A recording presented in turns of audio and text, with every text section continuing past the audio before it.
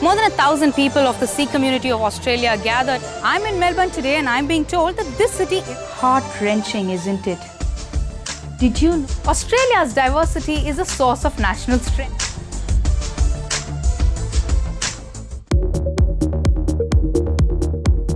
More than 1,000 people of the Sikh community of Australia gathered outside the Victoria State Library for a march until Federation Square. This march was organised by a US-based human advocacy group Sikhs for Justice along with the Supreme Sikh Council of Australia on the occasion of the 30th anniversary of the anti-Sikh riots of 1984 that happened in India. In those riots, more than 3,000 Sikhs lost their lives in the aftermath of the assassination of the former Prime Minister of India, Mrs. Indira Gandhi. Since then, the Sikh community in Australia has been conducting various programs trying to get justice for those whose lives were affected in those riots.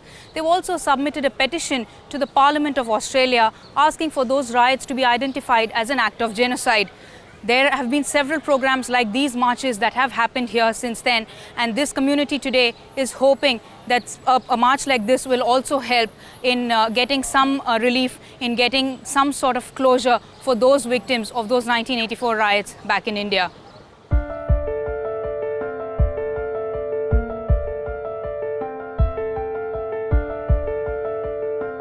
Victorian architecture does have its own grace and charm, doesn't it?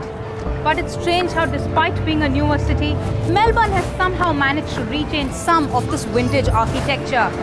But it's no surprise that it's being touted an idyllic destination that combines the beauty of nature, the progress of a modern city, as well as period architecture.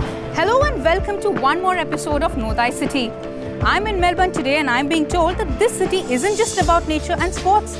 Apparently, it has some really beautiful buildings around here.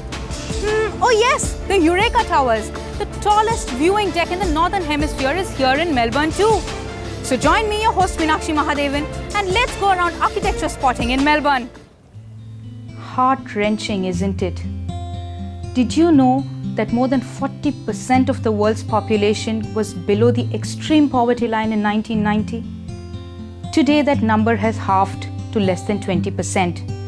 But we still see such sadness all around us. Can we, you and I, do something to reduce this inequality? Yes, we can. By joining and contributing to organizations like this. Oxfam has been mobilizing people through poverty for the last 60 years. They find ways to uplift the poor and rebuild their lives.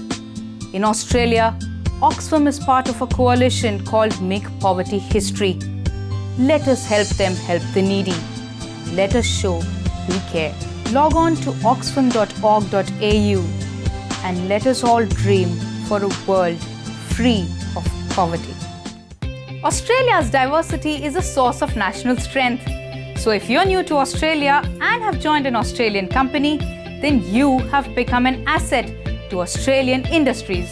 Sharing a sense of identity and purpose among different ethnicities within a workplace is management's responsibility, so we can build and maintain trust and strong teamwork within our workforce.